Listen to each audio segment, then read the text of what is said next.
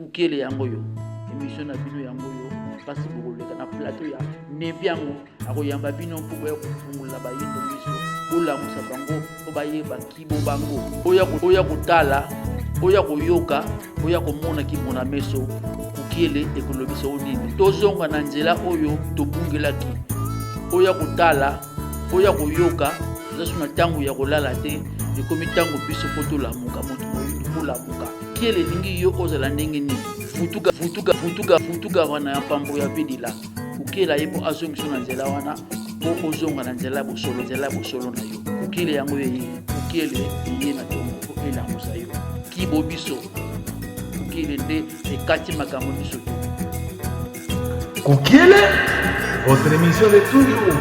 Kukele. ezali nga babino ndeko na bino Nempiango lelo lususu nakotisela na bandako na bino mpona kobanda na kosenga bino bambote ebele tika te bakoko na biso mokimbango azala na bino toujours na Kantila TV yango ezali biso tosalaka mpona kolobela kibo biso ezali na biso nzela nini tokolanda mpo tokende liboso na bamboka na biso Kantila TV lelo eyambeli bino ndeko na biso auti musika boyebi ye ntango abanda koloba bato bakanga ba telefone Kantila TV eyambeli bino ndeko na bino bolingaka mingi nga nabengaka ye mystique nabengaka ye ka mystique po aza trop mystique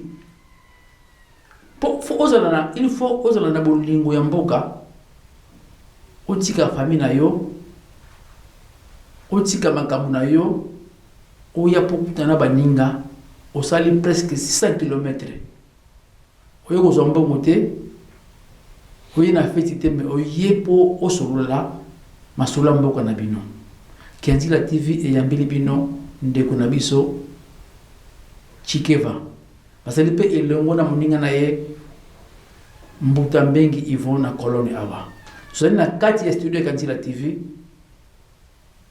Mbuta Chikeva mbote na yo mbote yengeke nzela eleki ndenge nini nzela eleki bala vraiment natango na fumuki mbangu ye moko nzela eleki très bien vraiment souwe nanga ezali namona bapapa ndenge baza na cameraman na biso bien kabumbani mona mwa ebomona eza te vraiment natamboli na nzambe natamboli na ye moko nzambe ampomutu nendoki mbangu vraiment esaliki na ngolu na ye nakomi aza na Allemagne na Cologne naza na maboko ya papa Mbuta Yvon aza kuna Mbuta Nempiango na ndeko na biso ya cameraman abumbani nayebi te mpo nani nabumbani Bobo Semilov nani Bobo Semilov kabanga aza na kombo na biso te ye alinyaka bakombo wana te boye aza na bio wana otala na bino soki na moni bosi imbécile okena boya ndenge nazobanga bakoko baya pilinga nabengaka Mbuta kudikila Mbuta kudikila voyage ya oza kase te okomi kaka lelo mpo badeja kosala mosala ya fumuki mbangu bon biso na bangunza ndenge bapapa batwalisa biso kuna mosika nazopesa bango mbote napesi mbote na papa Bachaka David ali représentant ya Miss Poko na Congo napesi mbote na bangunza nyonso wana papa Chibangu papa Victor na njili bangunza nyonso bamama kiaku bamamo bakambi biso bamoni biso bana donc bayebisa biso ke toza basoda fumuki mbangu tokolemba te ntango oza na fumuki mbangu oza soda et puis il faut s'en prêt à tout moment mpona kosala donc nalembi te naza nzoto makasi so mpe fo tolala te mpo tosola makambo fumuki mbangu tokolala te biso tozali pre bandeko bozali ya kosepela bozali mpenza ya kosepela mpo tozali awa na kati ya studio ya Kantila TV na Mbuta oyo bolingaka mingi aza ye moko te toza na ndeko na biso oyo nga nabengaki professeur tozani awa mwana ya Cologne mo tobengaki américain Prof Yvon yengo kiabo mbote mina ndeko so balibanda et puis au Borlanda biso ndenge Mbuta Nempiango toloba toali awa pona biso baindo ko pesa information que former ba jeunesse na biso pe ba oyo bali na ko sentir moi énergie ya ko lamuka balanda biso pe batia matoi na autre koloba na bla mingi ya koloba alors total à ceux qui te côté mission de tour sur là. Merci Mick. Bambuta na so mibale moko auti France Mbuta Chikeva chaque kotana moni Mbuta Chikeva yi aza true mystique moni Mbuta ndeko na Yvon mama Guylaine bana ya Porce mama Francine bo pousse na pemene ba télé oyo ka mateya oyo ko bima awa ya grave Mbuta Chikeva o mexoni na memeli bandeko na Allemagne na memeli bonga ka fumu kimbango eza science mobimba fumu kimbango eza bonzambe eza tellement vaste Mbuta kutaza kota oyo sabino voir même biso to kotanga monda to kutika na pe ba bazo continuer kotanga ngo ba kola pe ba ke bazo continuer kotanga ngo ndenge ba Mbuta matai ba Mbuta mbumba ba Mbuta ntoko ba Mbuta mpadi batangi batikela na ba ya na biso ba papa na biso ba transmettre pe biso et puis biso pe ya moto zo continuer pour mona ke bonzambe ya fumukimba ozaba munene sila kate ndenge ba Mbuta kukakila ba Mbuta fingidi na ba ki ba ngoza kwa munene kuna la kimbanseke batikela biso misala et puis ndenge wana pe kaka tozo continuer donc na memeli ba ndeko so kaka fumukimba to solo la kaka pona fumukimba po fumukimba aza clé aza makamnyos. Donc il faut tout bala ko dépiécer na liputa ne lamba na nyonso po to yeba ko kota na musindo parce que ce qui lelo il faut une discipline scientifique kota na université aux ala kombo kimba o bat fo basala ngo ba thèse à doctorat Mbuta bat fo zo ngo ba licence aux ala kombo kimba donc bande ko nanga ce qui discipline mo fo kota lelo na université à Kinshasa et aux ala kimba il faut que thèse à doctorat, thèse à licence, ma mémoire, parce que Kimbangu est tellement vaste. Il y a un bino, il y a un moni toza awawa, dans des konanga Mbuta azakuna côté Mbuta mbengi aza côté, Mbuta de Pierre Wazali, il y a un autre solo là awa. Donc il y a un autre ça awa. Mutuna nanga zali coïncidence. Nangola tozalaki na Sima Utoko. Simon.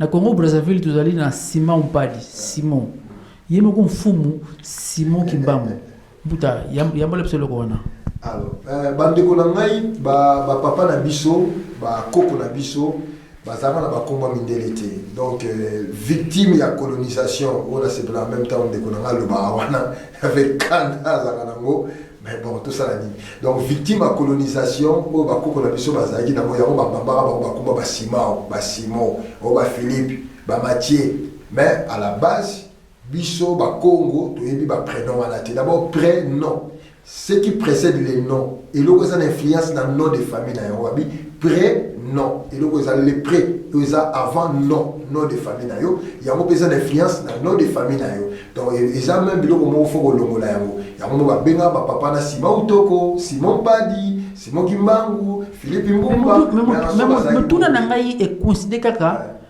Simon Nangola Simon na Kisasa Simon na Brazzaville mais bango to basali ba telemela ki bindele considéré Simon na ngolo banini non eza nango coïncidence normale parce que soko tali Fumukimbangu ba papa Mpadi ba papa Ntoma Twalani ba papa Sima Utoko ba papa Matai Mwanda ba papa Philippe Mbumba bango nyonso baki ba disciple ya Fumukimbangu donc ezali coïncidence coloniale où ezali que ba se retrouver na ba kombo wana parce que toi il na Philippe Mbumba il a fait des grands miracles de ko ba papa Ntoma Twalani ba papa Sima Utoko toi qui na Matai Mwanda yekuta kufata mataka abwakei asala be ma miracle au sakalate donc il y a une coïncidence il y a Congo il y a une coïncidence à Congo je sais que certains disent que non so baloli Simon la so ka mosika ka mutu mo ka bon on veut toujours non et ba Congo ba Simon ba ninoana ça n'a rien à voir ba monsieur ba ko ba Simon ngolo ba Samo donc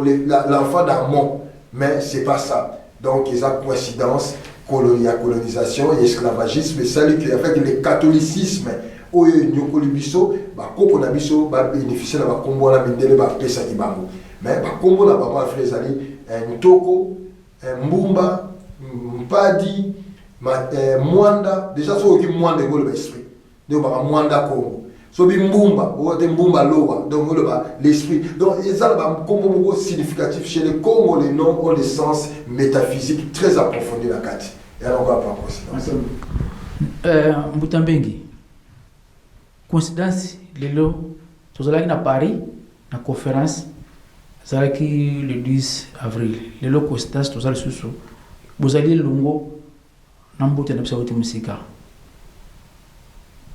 oyo lingolo banini bomoko bolingo banda ensemble yo nini question le bibo moko to banda ensemble tout ça déjà ensemble donc tu na kati déjà ya kolamuka yango ata tona moi ba différence amitié mais Aline Deco je l'aime trop, c'est mon frère, il est frère noir comme moi. Donc tout ça na kati déjà bitumba wana ngana oloba boye ezalité différence makasi ezali non kombo pona nga au juste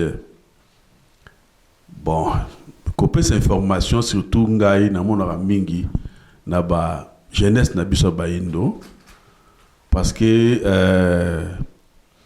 na kolinga te na pesa information na ba jeunesse na biso ba comprendre ngai te donc faut pas comprendre on se loba et ça na nzela pourquoi le binding wana pona ngai au juste na loba nazara toujours na côté ya bon maman parce que na yebite kombo mbote ya mama o ya biso baindo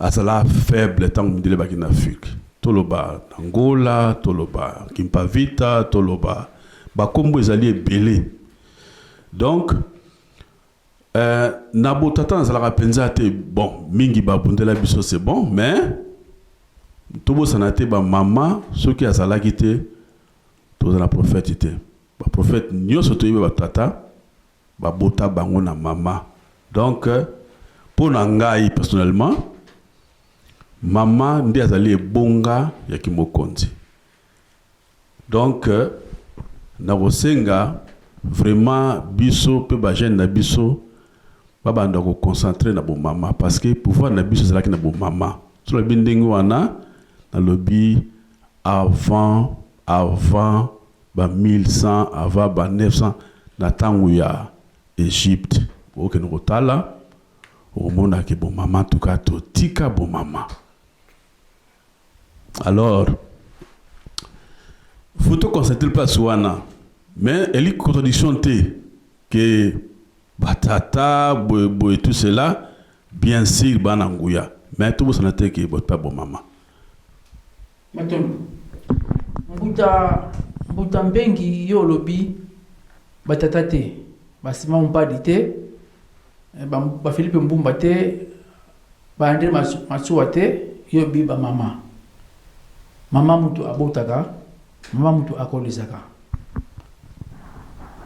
mundele asalelaka kibotata bango basalelaka Jésus Christ mbuta lobi nini pona likambo wana en soi ndeko mbengi côté alobi mabete nanga akende na fili na ye alobi te ka négliger ba papa Mbumba Philippe alobi te ka négliger ba papa Mpati alobi bongo te mais abeti c'était le logo mo za très capital na obana d'abord ko pesa exemple mo ni lelo tango to comme na makambo oyo to zonga na bokoko na biso o mo na bande connaissance basi ba begi babi nengwa intel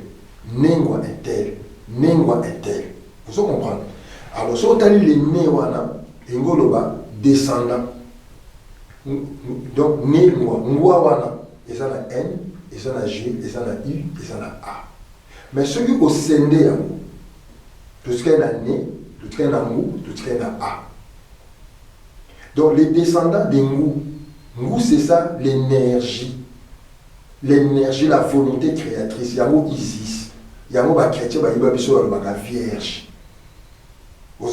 Les ayasuka en activité. Donc normalement pour la lelo bande konanga basi babenga yo nengwa il faut les kakikumbi il faut ba initier yo ya moko na tawa kana na bokoko na biso ba mama banoke le kikumbi pendant 2 mois Alors qui kumbi bah qui c'est bon moi parce que moi si c'est un être divin. Donc pour exprimer bon zambo eza katinaye azala digne na libala. L'initiation bah yoko lango bana mukolo bota miti mukolo yoko kufa. C'est différent dans la religion. Et ça va falloir parce que kilke yo.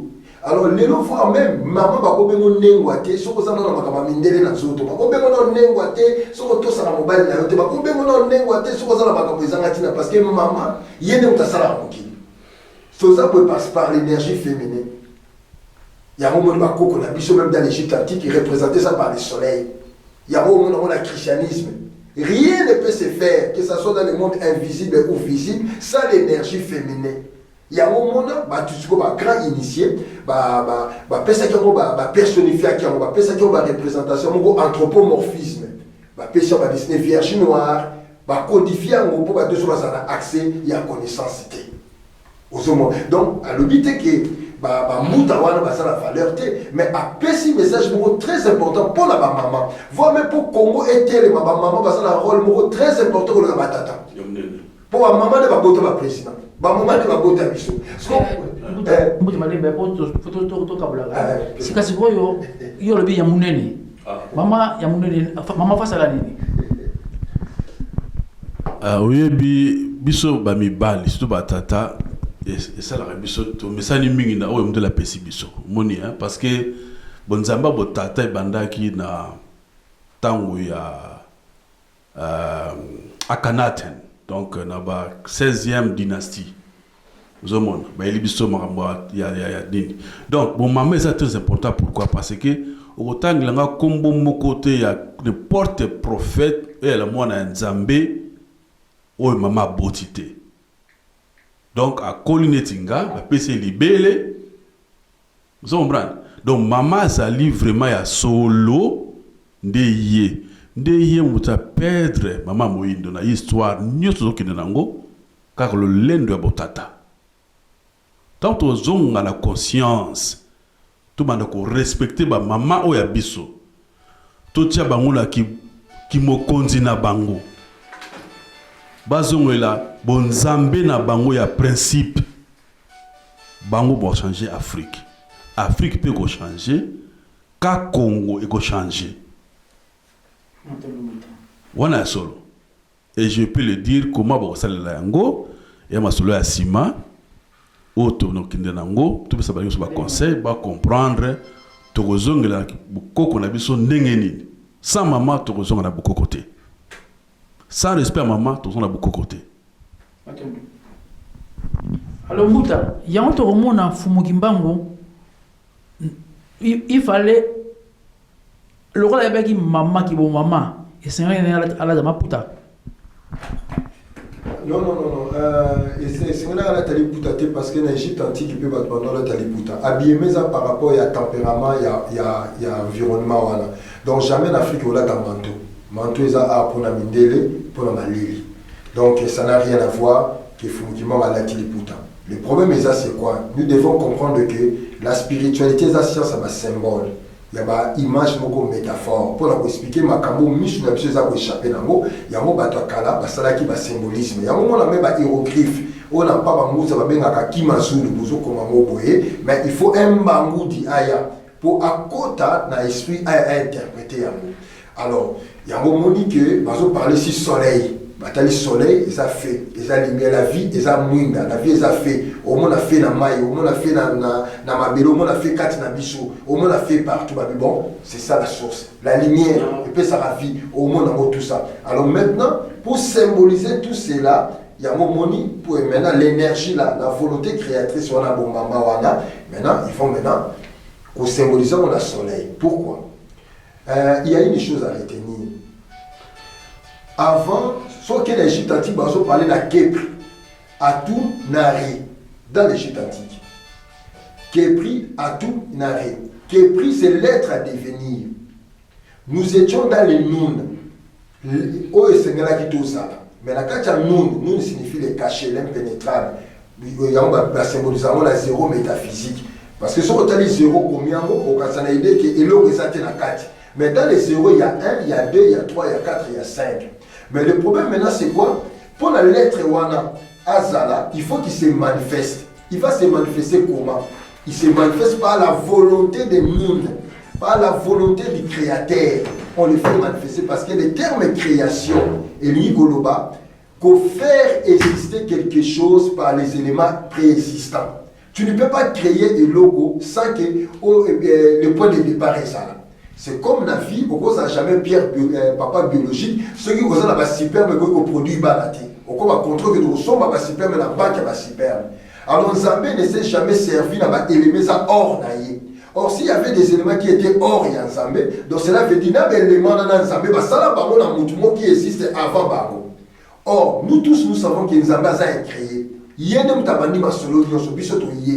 Donc la création signifie faire manifester quelque chose, faire exister quelque chose. Où est cela qui déjà? Nous avons préexisté la bonne Nzambé, mais à l'état informe, à l'état subjectif. Après, Nzambé par sa volonté à faire exister mission d'une manière objective, par sa volonté. Et c'est cette volonté où on a. Yango ba Mou, Yango ba Isis, Yango ba Vierge. Il y a un représentant de la forme et à moisi. Parce que Moutabo tamara toujours par la volonté de la femme. Moi, si on a bien rejoint mais nayoke, à robot à péter, à on s'en va calculer l'ignorance. Donc, tu ne peux pas faire même élo qu'on a moqué sans moisi. Sur tel cas, même chrétien a livre, on a pas Bible, on a même Jésus n'a pas. Bah, botier na moisi, bah, tamboli na ba Marie a botier, Marie a tamboli na ye, Marie a zalaki na croix, Marie a monaki moutamokola c'est quoi qui. Donc c'est toujours comme ça. Même le soleil, a besoin il y a 100 ans. Pour que la lumière, que ce soit la boutou, la journée, il faut 100 ans. À Joyango, à Pessabisoyango. 100 ans, c'est le féminin à soleil. Le ciel, ils ont masculin, la terre, ils ont féminin. Donc tout ça, dans le principe, il y a dualité. Alors maintenant, dans la spiritualité, on fait quoi? On va codifier Babylone qu'on a tout. Parce que c'est enseignement. Il faut pas codifier en haut. Parce que l'enseignement spirituel ne peut pas être vulgarisé dans la nuance. Et maintenant, quand on dit les ngous, il y a beaucoup de monde même dans la religion chrétienne avec le Saint-Esprit. Les ngous là. Maintenant, le Fils, c'est qui? Le Fils, c'est l'être. L'être universel de la création qui sort Nakatia Noun, qui devient Akomo ou Atum.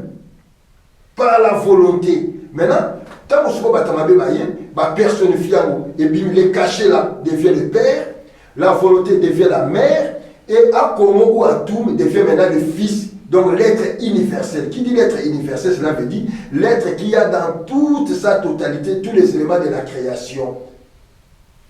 Avant que les éléments de la création se manifestent la particularité dans le monde. Alors, il y a un moment que tu ne peux pas faire quelque chose sans l'énergie féminine. Il y a le soleil, même quand on dit le soleil de Kakongo, en dehors, il y a visite au monde dans notre monde de Outa, mais il faut dans la spiritualité, un mot a plusieurs sens, un mot a plusieurs significations. Et ça va être le cas, c'est portable. Mais bon, oui, ça s'appelle, et ça l'appelle caméra, et ça l'appelle photo, et téléphone l'appelle, quand la portable est mort. Alors, ce que tu as comme des pièces fonctionnalités, oui, parce que pourquoi pas bien portable. Sur un bouton, bino balende zali ana mutuna boya, c'est lelo Afrique. Lelo Afrique. Zaneti izasutuna mokili oite. C'est naki fumugimbango plutôt ça la nini. Naki fumugimbango plutôt ça la nini pour Afrique, ils ont place dans mokili. Pour nous, bon, Futo Zonga, Liboso, na ba valeur na biso, ya ki moyindo, elinkoloba nini. Elinkoloba, il faut d'abord, tobando koyeba, histoire 100%. Il y a un fumu qui m'bang. Si on a mis 100%, ça veut dire quoi? Kaka koyoka te. Bino ba jeune, faut qu'on a place mourir pour Luka. Obanda mona. Parce que ceux qui font pas ça qui vivant dans mon kili, oh yo tingi ba trace. Botamaki, que son aye, kotuna ba kolba ki na ye. beau fungula quand même on le comprendre parce que ezali moko ko tika balek de biso ba indoté na l'an 2000 auto nango ya kokende ya ko croire kaka ko croire que l'on ba jeune garçon et biso ba indo la croyance mususu et puis ko tshaba on a formation ya croyance le mususu et on senga d'abord que connaître que tout na pour na koyeba et puis au mona e kozo ngisa bino na kiboko kona bino pe na koyeba na oya bino ba indo ya biso ba indo lizo atendo botachike ba ndeko na biso mbengi alobi tozo na kiboko kona kibobiso mais na réalité ndenge to yebile ngo kiboko kona biso za kindoki kiboko kona biso ezama B donc toza un exemple moi la muté pour na biso pour na kibobiso to ko na ministre to ko na président aussi ba milliard ayo tshana poto oyo batukutu na yeba bénéficiaire comment bozo ça na kiboko kona biso d'abord mon indépendamment l'ignorance na l'aliénation et ça malade mon mabé exemple l'équipe bombe atomique na dangerosité au moyen voir même na makambo tozolo ba pona rêver avant de kona biso ba plus dangereux à vous demander les tesa bande kona so ba nord bazana ignorant baza aliéné pour ba ko utiliser n'importe quel moment pour bomayo parce qu'il y a gravité dans moi morale. Alors le problème c'est pas vraiment tout à l'heure que l'Afrique place dans l'Afrique a toujours eu sa place depuis la nuit du temps, depuis la création Mokili. L'Europe est comme ça, c'est l'Afrique. Allemagne, l'escalasa, c'est l'Afrique. Tout, c'est l'Afrique. Portable, pour deux ans, c'est l'Afrique qui donne le coltan. Les abysses, mais la bisso, au baso gérer ma belle, on de baso pesa tout. Donc l'Afrique a toujours la conduite du monde, dans ma économie, dans ma union, sur ma stabilité. Au moment qui beaucoup, j'ai la nakata, au moment qui beaucoup qu'on a besoin de comment bisimbi na biso, ba kopesa ka mindele. Ba portable bazo pesa bango c'est que bango juste ba bazande mo ba police la biso c'est victime de son ba mitema mabe te bisimbi na biso ba mitema mabe te. Nous devons comprendre une chose muta d'abord à cause de l'aliénation à cause de l'ignorance na biso nous sommes en conflit na ba ndeko na biso de beni bisimbi na Congo to za biso mo côté na loba moi tout moment mabela Congo za na problème te ba tunde ba za na problème il faut to commencer à voir pourquoi to ba Congo. Pourquoi tu bouges dans ma belle wana Angola qui chasse à Brazzaville? Pourquoi tu as wana? Quelle est notre place dans mon pays? Les Américains sont une hymne national, on va citoyen monde, pour la bango, parce que une idéologie, la place importante dans mon kilo pour l'entendre ça. Mais biso, est-ce que tu y es pourquoi tu as Congo? Pourquoi tu as dans ma belle wana? Donc, qui s'y met dans biso en maille, qui s'y met dans biso en toto, qui s'y met dans biso en mon pépé, qui s'y met dans biso en tia, ça a un problème. C'est un être vivant comme toi et moi. Babo tarapi baba la rat. Na repère ce exemple moko. Les chrétiens bazana ngo na livre na bango batanga mingi. Tout le monde a 4 que histoire de salamate tout que pour exemple pour bato ba comprendre. Soit disant ba kamara bango na Égypte pas ba koko na so ba nyokola bango. Na na délivrer bango. Kisimbi na bango Yahweh. Ozomo. So que na Exode 30. Yahweh za linzambe. Yahweh nzambe. Non, Yahweh nzambe. Yahweh c'est le tétragramme. Si vous départagez Yod, Hey, Vav, Hey, vous comprendre. Yahweh, c'est le je suis, l'être. Mais cet être a un nom propre. Yahweh va baigner dans la Kabbale, va baigner Lucifer, le porteur des lumières dans la Kabbale. Yahweh, le chrétien, va baigner Jésus. Yahweh, dans la Kabbale, va baigner sur les Keter. Kabbale, c'est le biseau. Donc, Kabbale, c'est le biseau. Dans son comment? Dans son comment? Alors que. Et ça le mot vraiment fou koyeba parce que ngana osenga mingi na ba jeune so mbiki ba jeune kaso so kola faut ça la basenga basa la nyonso que na ba bibliothèque koyeba vraiment profondément kabala ezali mayele ya bokoko na biso free maçon ou bien en anglais n'allemand bengo frau maura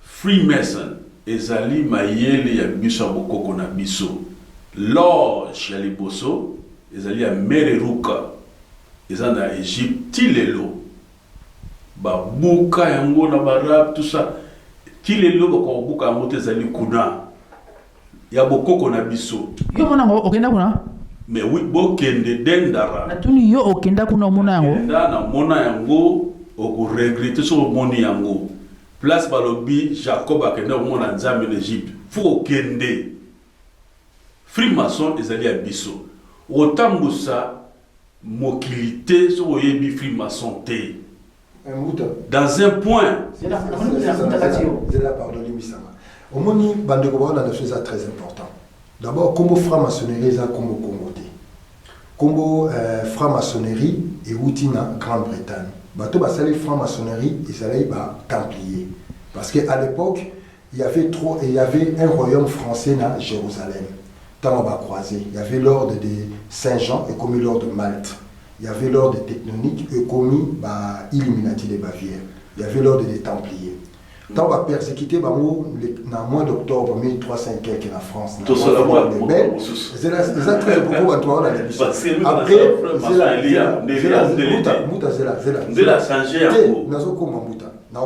de Bakei, bakimi na Portugal, bakimi na Espagne, bakimi na Grande-Bretagne. Bakokuta société moko ya ba maçon, ba baptiseur, c'est normal. Bakoti, ba infiltré bango, basali la franc-maçonnerie le premier loge maçonnique et ça le 24 avril 1717 na Grande-Bretagne à Écosse. Ou bengi les rites écossaises, il y a 33 décrets. Et ça va rite belé ba chrétien ba zara ba baptiste ainsi de suite. Le problème c'est quoi? Muta lobi ke wuti pa la biso. Et là, quand tu parles de biso lelo la cabale, ils ont souillé biso en athée. Parce que comme il placha na nini. Le problème c'est la unicité yanzambe na trinité. Ça c'est un. Et puis deuxième problème c'est bango nanya zali nzambe le créateur, ils allaient tout béni Satan Lucifer. Tout est prouvé, tout est prouvable dans quoi ko expliquer la franc-maçonnerie pour batu ba profiter ba comprendre. Donc to ko tinda batu boyete ba ke ngoyo ko la franc-maçonnerie. Ce qu'on explique comment franc-maçonnerie d'abord la franc-maçonnerie va côté en par cooptation. Sur côté franc-maçonnerie, il faut passer 3 jours. 3 jours pour le bin agent na noce de Cana va passer récemment là mais il faut pas décoder 3 jours au côté après prêter serment à Shakina Boaz. Donc la franc-maçonnerie avant tout tinda batuba kende il faut pas franc-maçonnerie zani parce que bamon que ça soit la franc-maçonnerie, que ça soit la Rose-Croix, que ça soit Illuminati, que ce soit la société secrète ou alors son fondement là-bas c'est la Kabbale. La Kabbale c'est quoi? Kabbala signifie la tradition orale, recevoir, la réception. Les kabbalistes, non. D'abord terme Kabbala c'est pas nous. Il faut tout le monde. Tout et où tu parles à biso ba bengi la sali recherche na bango là ba o na le bango ça le kuta te ba que ça la recherche na bango. Tout vient dans la région des Grands Lacs qu'on appelle les Kingunza. Qui a eu des changements à Congo, modifications et à spiritualité. Donc, tant que comme en Égypte, tant que comme en Égypte, et puis après, c'est ça qui prouve. Le christianisme d'aujourd'hui n'est pas le proto-christianisme. La secte chrétienne est chrétien, ébioniste chrétien, nazarien chrétien, mais chrétien copte. Baza ba chrétien ya orusité ya ère ba koko na biso et du coup donc to ko ko lo baté mbuta ça fait faire attention to pasa mbuta bengi ba to ko lo baté ke bande ko na biso ba kende ko kota na franc patrie d'abord excusez-moi ba maman na bande ko na biso avant au kota la franc-maçonnerie hein quand ba ko par cooptation mais boli mi ça va maman yo on dit ma ba comme so pe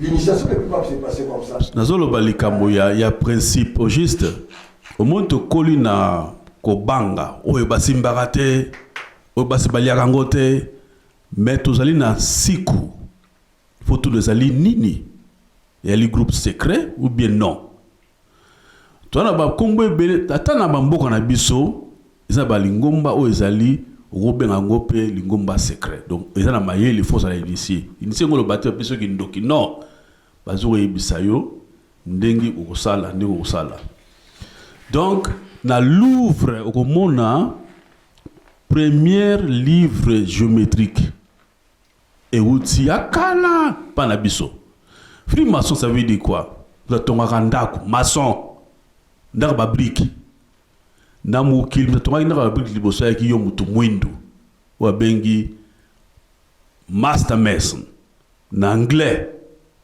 Mundele te, mundele be otonga kute. Ebe osala brique te, ebe osala ciment te. Ezalaki yo moto muendu les premiers maçons. Otonga ki temple. Po nanani mama ya liboso. Yo ezalaki master mason. Mere Ruka. Temple Mere Ruka. Donc, on dirait que maçonnerie, kotonga brique, yo mutu muntu la kisi bango. De batonga yango. Singa nini, faut ba chimie, faut ba technique, faut ba géométrie, faut ba nyonso. C'est ça, on se moni compass na la tubatiaka wana. Il y a un sala ou un maçon et l'autre maçon a un wana. Parce que maël wana na kati wana. Mouta, pardon, tout est malin. Parce que ma maman tout déjà c'est sensible. Et ça compas na équerre les abonnotés. Compas na équerre c'est le principe de la dualité. Il y a moi là babeni hexagramme. Le ciel et la terre. Il y a mon écoute à des boys. Et ça principe il y a dualité. C'est le principe. Il faut comprendre la géométrie sacrée. Nous avons les 0, les 1, les D, jusqu'à la 10, tous mis dans l'unité. Là, il y a un peu de nom. Zela Mouta. Donc, on peut cet exemple de Mouta. Le christianisme catholique, ce n'est pas le christianisme copte. Le christianisme copte, ce n'est pas le christianisme, il y a Égypte antique et russe. Non. Donc, c'est la vérité. Ok. Et ça, il y a ce tout ce que Mundela peut représenter comme étant Kabbale, et ça, Kabbale va beaucoup. Donc, la Kabbale, où il y a l'élo, et ça, la franc-maçonnerie, la roche-roi, c'est pas la Kokonabiso. Nous devons aller chercher la source primordiale qui n'a pas la Kokonabiso. Comme on va savoir prêtre, la seule spiritualité, vous vouloir ou pas, prêtre Vezawana, papa Ntoko, papa Mpadi, c'était les Kingunza. Un Gunza, comme tu disais tout à l'heure, c'est un chimiste, c'est un mathématicien. C'est un physicien, c'est tout ça. Il connaît, il va vous donner, mais les Gunza là ne sont plus. Parce que les Kingunza, c'est ici syncrétisme, Jésus, et Zaratina. Voilà, maintenant il faut dépoussiérer, ils ont la sens normal. Voilà, c'est ça l'idée. Alors, il y a parce que moi, le fois, ça me casse. Parce que dans Maloba, si on a dit, Maïe, il y a un free maçon, bien qu'on s'appelle en allemand Frei Maurer, bien le templaire, ceux qui templaire, il y a noir, il y a Maurice. Donc, franc-maçon autobilelo et continue à bizali à mindele à ma bena kati. N'inde va lobby. Fougoye bayango na ma bokoko na biso. Donc, la lignité comme on a les mal interprété dans les bandes qui nous ont le babo et ali qui doit qui tout bolanda non. Le biga que non. Origine nango oyo ya bon peto. Ndenge yaki ya solo et pas na biso mais mondele ta wo tcha bizela ngo mabe parce que bébé capacité donc il commis poto pour nous contrôler encore Mouta Matondo c'est un phénomène très important dans le continent tout l'élo bande konanga bozo na biso to utiliser terme maçonnerie to utiliser terme kabbalité. Vraiment, différence des années majeures pour vous comprendre que les associations. La spiritualité est un manquant. Mais le problème est ali, miner les bases dans la connaissance spiritualité. Alors pour ça, il fallait bailler à Panabiso. L'autre, il s'est fétique donc, il s'est fait, au monde en Égypte, et l'énergie à mapper, et l'eau est à mapper. Alors, on a d'autres thèmes reptiliens. Les chrétiens, au monde en une race de vipères. Les lucifériens, tant liés. Qu'est-ce qu'ils vont faire? Ils vont maintenant prendre ce qui était là-bas noir. Et là, que c'est portable, va changer encore la bouée. La gloire qui revient au créateur unique, maintenant revient la créature. Il y a un moment où toutes les religions, même les religions importées, ça la forme de panthéisme, Kabbale et autres. Il y a un moment où la Kabbale, clairement, c'est les tétragrammes. Les tétragrammes, tout le monde a YHWH. Donc, ils ont parlé ici les trois lumières supérieures et les trois lumières inférieures. Personnifier un mot, pécher un mot Lucifer, Satan, ainsi de suite. Et échanger automatiquement. Mais Bisso, Tout ça, les locaux, que nous devons réapproprier de ça. Les deux générations, nous devons faire un travail, tout comprendre, avoir approfondi. Et ça, être un Ngunza, c'est quoi? Et ça, quand le lot, la mouki, le bateau, on va faire ça, on va faire ça, on va faire ça, non, Ngunza. Est-ce que vous avez sur la table à Takufa? Ngunza, vous avez sur la table à Bissingamaz. Ngunza. Est-ce que vous avez sur la table, c'est que vous avez parce que vous avez par exemple, formule au la fois, tiens, c'est ça qui signe la maille. Alors, il y a peut-être clé de Bouta qui signe la maille, ou la paix, ça me soit formule au la voiture. Bouta, donc c'est ça le problème. Le principe, c'est un Bouta la 6. Le principe, c'est ça m'a bêté. Donc, les lots au problème de tout ça, les lots de tout ça, problème de tout ça, nous devons aller à la source, même l'Égypte antique. Et ça lui permet un moment sombre. Il y a un moment, la période de Pharaon Akhenaton, période glorieuse dans la matière de la spiritualité. La période où au monde, ils appellent la sombre, et ça la sombrage et s'effondre. L'histoire de l'Égypte antique que nous avons, c'est une partie. Mais il y a des périodes de l'Égypte antique, tout ça dans la ressource dans côté. Tu perds des amours. On se sert d'une partie pour te retracer, passer la biseau, pour te zoomater dans la région des Grands Lacs où tout a commencé. Mais spiritualité, ça manque, et ça la base, et ça la méli, mais ce qui a retenu Nzambe, c'est unique. Nzambe, quelque part, nous vivons dans les Nzambe. Il est en nous, il est hors nous. Mais ce n'est pas la bango, personnifier Nzambe.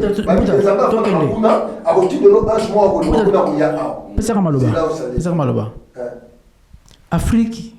Eza ya kokufa Congo eza lokola ndako botongi ekoyi epanzani soki ozali papa na yo oza papa na bana na ndako soki ndako koyi okosala ke non avant totonga ya munene otongi ya moke po bapola mbula te bino bolobi fumuki mbangu nde nzela ya solo fumuki mbangu nde mobikisi na biso soto ndimili ye nde tokomona esengo na Congo. Bana te bana koloba fumuki mbango nini si asali na ndako ekoya. Mais Mbouta na aucun moment les Congolais n'arrivent pas à comprendre le fumuki mbango sala. Indépendance au besoin les 4 jours au fêter les 30 60 malgré qu'il fallait pas au fêter, il fallait pas que papa n'a besoin que nous négocions parce que liberté qui me pointe ça va négocier en monter. Mais les amis bisimbi mitbabima pour basa la monter. Kimbangu a fait symboliquement 30 ans de prison. La vie de Kimbangu, nous devons comprendre ça. Pourquoi Kimbangu 30 ans de prison, mais Bimaka, Salibo, qu'est-ce qu'il a venu nous enseigner dans le parcours à Finaï? Donc, Fumu Kimbangu a un rôle capital dans le Congo. Mais pour tout comprendre, Fumu Kimbangu n'a pas de problème. C'est nous d'abord, nous les Congo. Nous devons savoir pourquoi tout ça va Congo. Parce que aux Congo, ils ont des points de dans ma BD. Ils ont une identité spirituelle. Congo, c'est un prêtre. C'est ça un Congo. Et ça, c'est que parce qu'il y a beaucoup de Angola, tout n'a pas Congo, il y a pas Congo. Non, tout Congo n'est pas Congo. Tout monde n'est pas monde. Il n'est pas dit parce que vous avez Mouindo que vous avez la mélanine, non. Il y a pas une de vous et l'eau va battre la peinture. Mais la Kachanina, il y a la âme à Mindel ou à la âme à Mindel ou à tout Mouindo n'est pas Mouindo. Mouindo, la mélanine, c'est spirituel. C'est tout. Si vous comprenez la mélanine, vous comprenez tout. C'est le soleil créateur. C'est ça la mélanine. Il y a des grands secrets dans la mélanine. Donc tout ce que vous avez visible, pour vous comprendre, il faut que na origine spirituelle. Tout ce que vous avez visible, c'est un hologramme. Et ça les reflets. Il y a image de logo et bombami.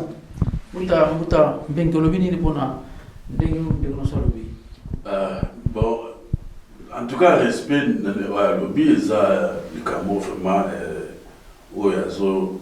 tokosala nini mpona komona biso ndage bukani fumbanga tomaoneli tozonga na réalité parce que réalité ngoloba nini spiritualité ngoloba nini donc nakopesa soki mfumuki mbango azokopesa biso courage ke tozongisa bokoko na biso ezali ya biso ali moindo eza malamu sikoyo nga natala mwana oyo ya moindo azokende classe oyo azolinga afungula cerveau nokoyebisa ye mwana yekola technologie ocrée eloko bonzambe yango wana mwana Vous avez le pango.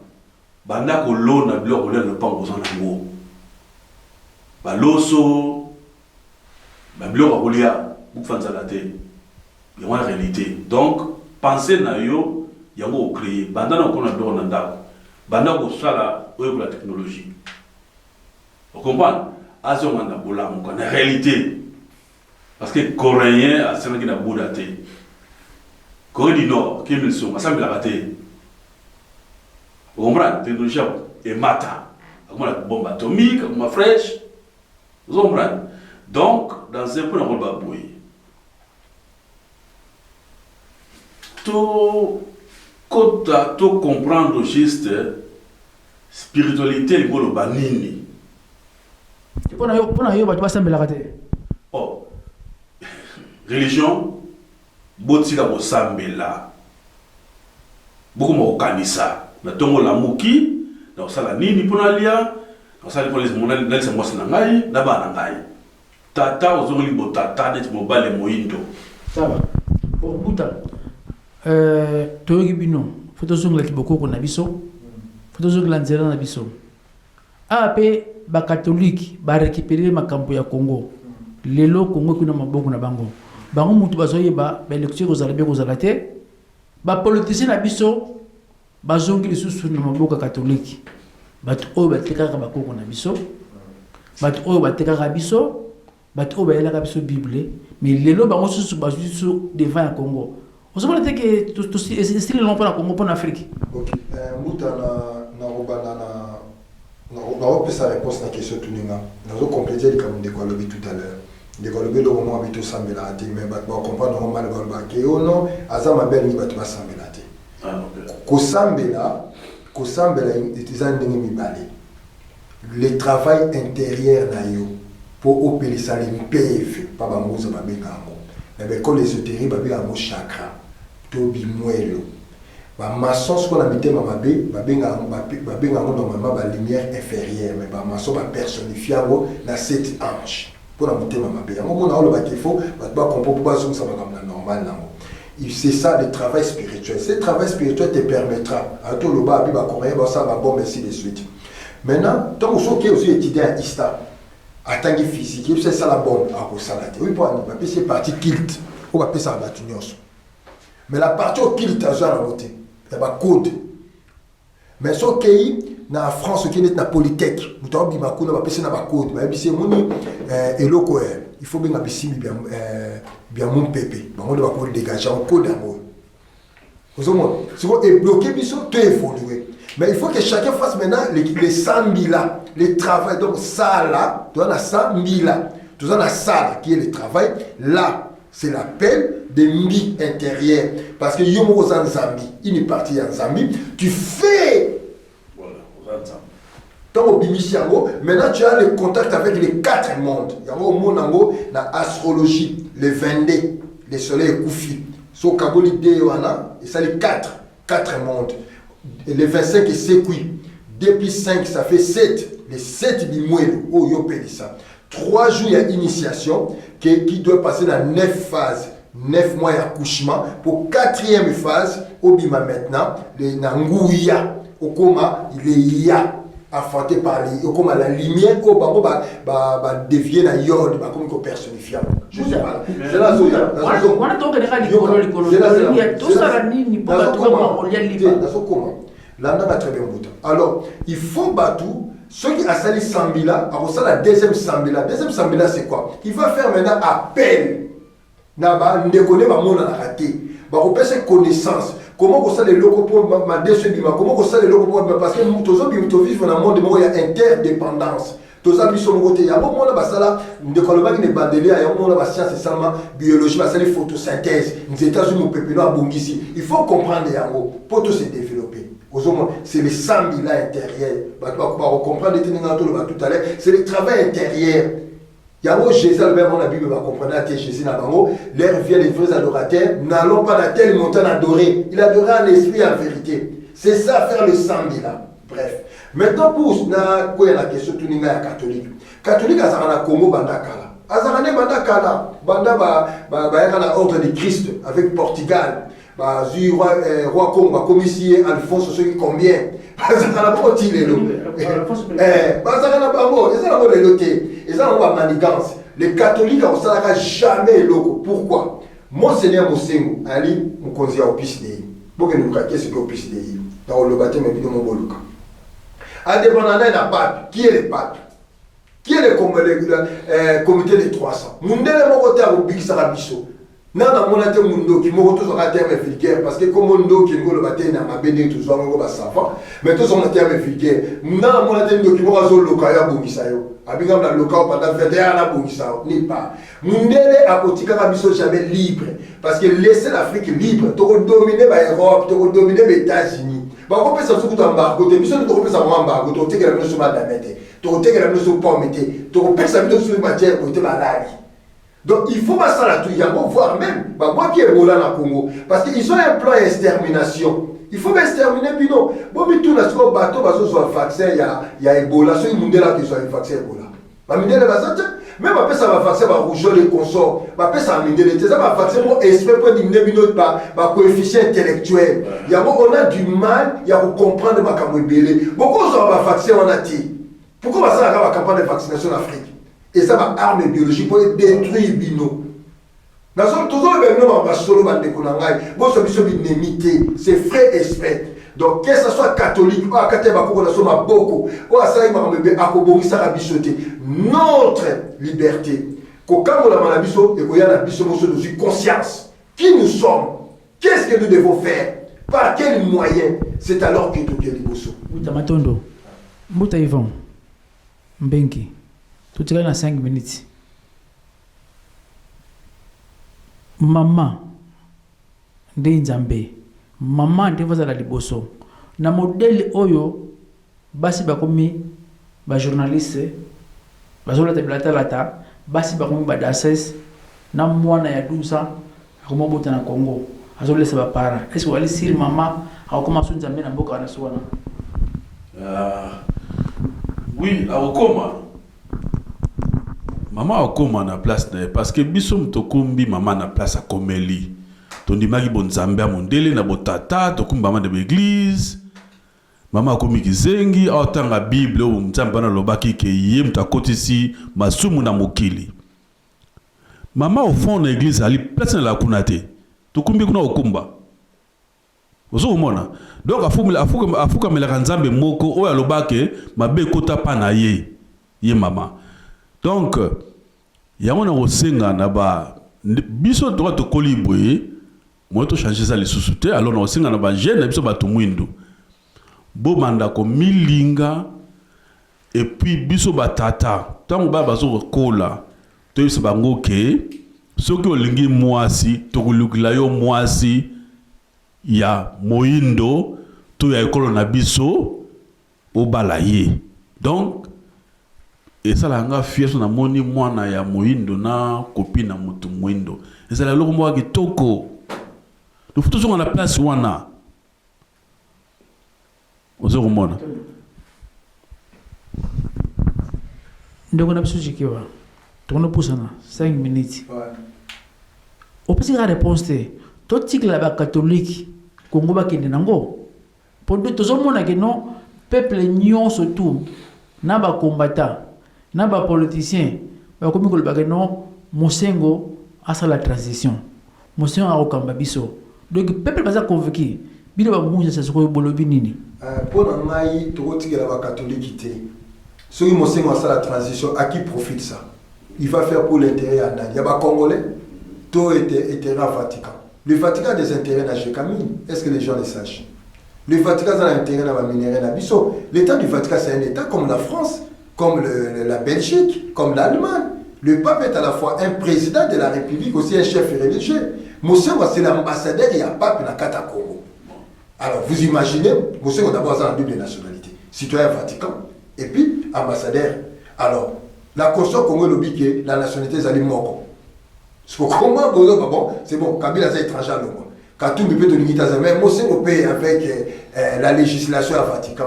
Azapé citoyen à Vatican. C'est comme un étranger aussi, hein, qui travaille pour l'intérêt à l'État du Vatican. Il ne va pas bosser. Il reçoit pas ordre à pape. Il ne recevra pas ordre à Congolais.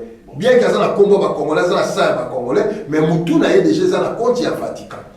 Nous voulons souhaiter nanga Congo et Kangolama ndenge fumu kimbaba lobaki. Quoi tu l'endo akoyaka. Quoi tu l'endo les gens confondent ba tebele ba mo ba quoi tu l'endo na tongo na midi ba pourquoi. Quoi tu l'endo ezali puissance. Quoi tout l'endo les détenteurs du pouvoir, il a 3 pouvoirs. Et ça énergie me qui t'a même na yo, na ndeko mbengi le soka fumu kimbaba lingi. Et on le battait que ngai dem na za quoi tu l'endo non. So quoi tu l'endo bimi na 8h 2 minutes pour et Kangola. Si vous avez posé la question, quand tu l'as dit, c'est la nuit, tu vas pas faire ébélé. Quand tu l'as dit, quand Babi Fundima va la professeur, il va conseiller, cela veut dire il va s'incarner dans l'autre ya Mutumoko. Mutuana Boyeba Fundima Bazanani. Mutuana Boyeba Pepe Kongo Bazana, Yem Tabosong Sabon Anzela. Et ça, tu l'as dit dans ton obligat, quoi tu l'as dit, non, quoi tu l'as dit.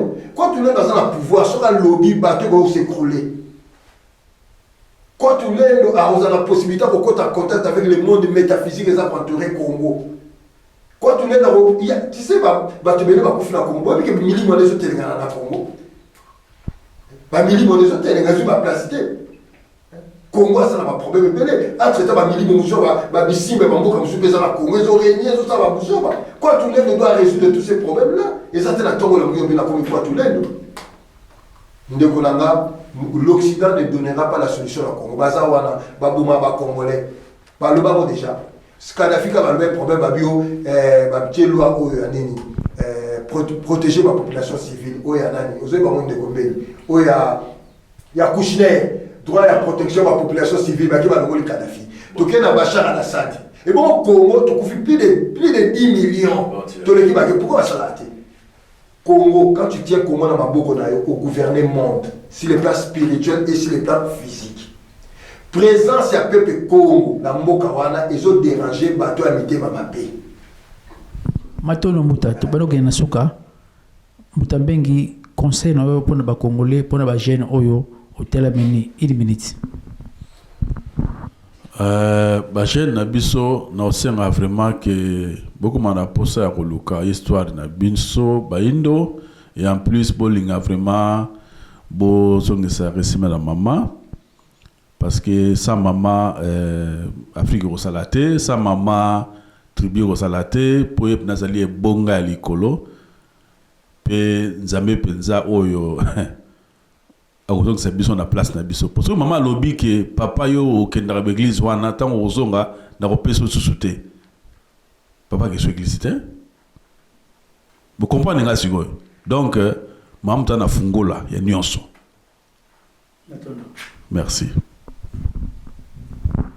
Mutachikeva batu akoyeba fumungi mbango lolengi ni omoni ngai so na lobby ke ndena lobaka fumukimbo baza nzambe parce que ngamo naza convaincu na expérience spirituelle nga na vivre à des fois tant na lobango batu musu bandimaka bamsu bandimaka te na kosenga na batu tout le monde est libre bokende kotuna kimbango aza nani oyo akozwa réponse kimbango aza nani akomprendre j'ai des amis mosusu nayesa moko kimbango aza nani bandima te mais lelo bandimi ah Fredi Mambolo bali ya soki na vivre moi si nanga on a epsa yeke kimba mazanzambe na la buna butu na moni mutu mazo tala nga ni mabe ala musa mama 6h oyo na mombe ko bole kisa mama kimba mazanzambe na lelo ma fani ya kusangana ti noko na ma na pesi moto biska zali noko na ma maître Chikeva mukola yebisa ngai 10 ans passé Fredi fo kimba mazanzambe na bifi yo bela liboma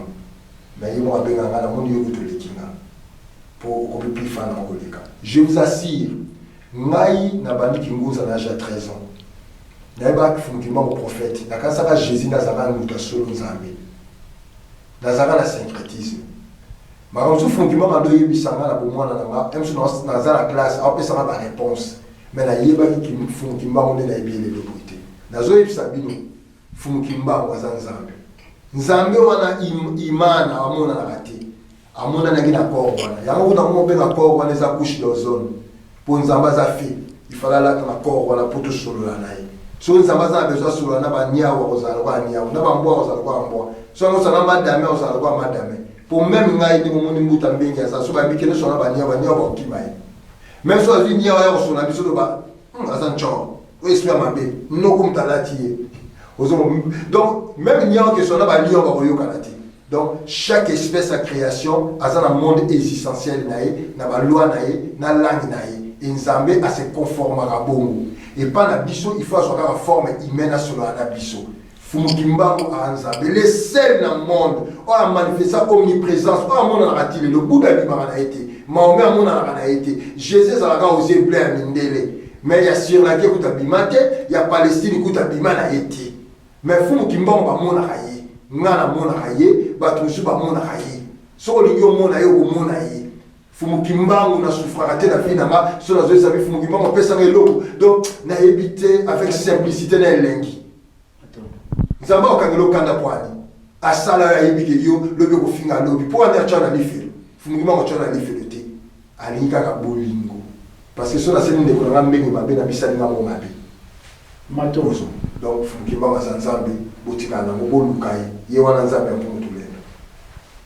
Bande ko ngai uzaya ko se plateau zalina mbuta chikeva mbuta mbengi tozana bango la prochaine pour azana biso wana kata colonne ozali première partie to ko matina cinquième partie matondo botika yake nakolala pa uti musika bosa bonena Kianzila TV pour boko mona makamba kitoko boko tala boko yeba kibokoko na bino bamboko na bino bangunza na bino bato babundaki pona mabele ya Afrika matondo ingeta kukele yango yo émission na bino yango yo kasi bokoleka na plateau ya nebiango akoyamba bino mpo boya kofungula bayindo biso bolamusa bango mpo bayeba kibo bango oya kotala oya koyoka oya komona kimona meso kukele ekolobisa onini tozonga na nzela oyo tobungelaki oya kotala oya koyoka zasu na tango ya kolala te ekomi tango biso po tolamuka moto moyindo tolamuka